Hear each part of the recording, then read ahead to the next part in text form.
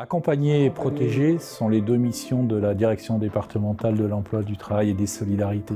Accompagner les personnes qui sont à la rue pour les héberger, leur permettre d'accéder à un logement social, les accompagner pour leur permettre une insertion professionnelle, protéger les salariés qui sont en poste, accompagner les entreprises dans leur développement ou dans leur restructuration.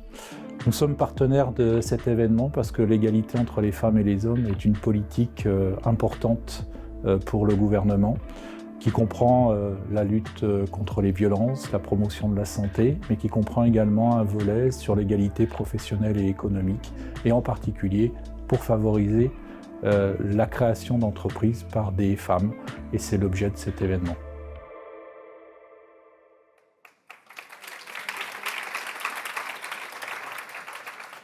Alors Dominique, nous étions ensemble à la réunion de jury. Ça a été encore très difficile de choisir cette année. On avait combien de candidates ? 70. 70, c'est énorme. Alors, autant vous dire qu'on passe un certain temps autour de la table à négocier, discuter et finalement choisir. Parce qu'il faut que chaque candidate fasse l'unanimité. Et puis, pourquoi vous avez choisi, vous, alors cette année, le trophée de la femme tech ? Enfin, femme de la tech. Oui. Soyons précis. Alors, Karine, vous avez l'habitude de poser des questions. Oui, c'est vrai. Ouais. Alors moi, je vais vous en poser une. Ah non, c'était pas prévu. Est-ce que vous savez qui a inventé le premier programmateur ? Non, c'est vache, ça. Vous auriez pu me le dire avant. Non, parce que là, ça faisait intellectuel. Tout de suite, je pouvais donner la réponse et tout. Alors, c'était en 1843. Oui, et c'était une femme qui s'appelle Ada Lovelace. Oui, non, mais voilà. Je l'avais sous le bout de la langue, Dominique. Non, vous exagérez. Voilà. Donc, et aujourd'hui, si vous voulez, il y a 17% de femmes qui sont dans le secteur de la tech. Cherchez l'erreur. Voilà. Donc, c'est un peu comme dans la sécurité. Oui, c'est ça. C'est-à-dire, il y a encore du chemin. C'est-à-dire, oui, mais dans la sécurité ou dans le bâtiment, où il y a 13 ou 14% de femmes, on dit que c'est les problèmes des conditions de travail, parce que vous comprenez, c'est lourd, etc. Mais faire de la programmation, développer des plateformes, d'ailleurs, on a eu des beaux exemples, et puis on en aura encore un ici, c'est pas un problème physique.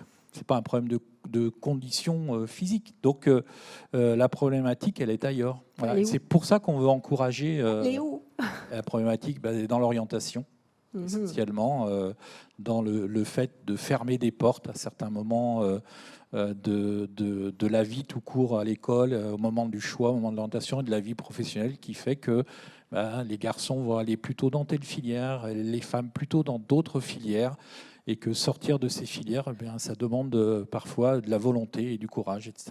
Voilà. Et on en a des beaux exemples ce soir. Justement, on a un exemple dans cette enveloppe, une femme qui a ouvert toutes les portes. Voilà. Et donc, c'est Eva Ngale de l'entreprise Thiers. Bravo.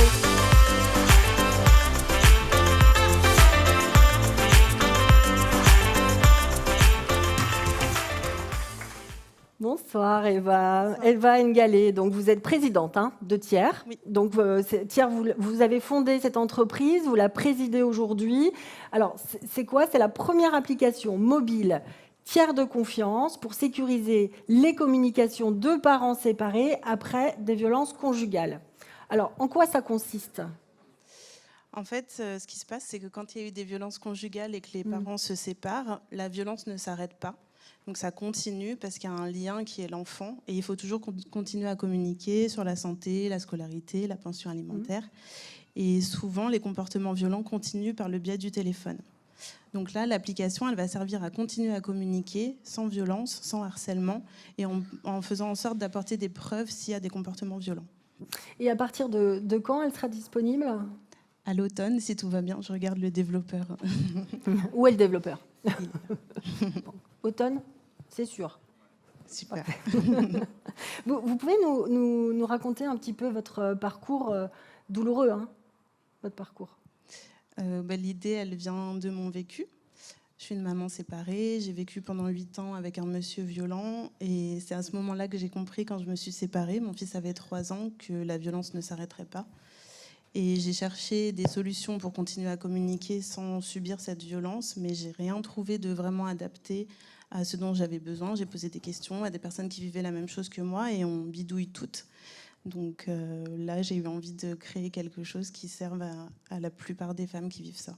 Comment surmonter et apporter aux autres. Bravo. Bravo.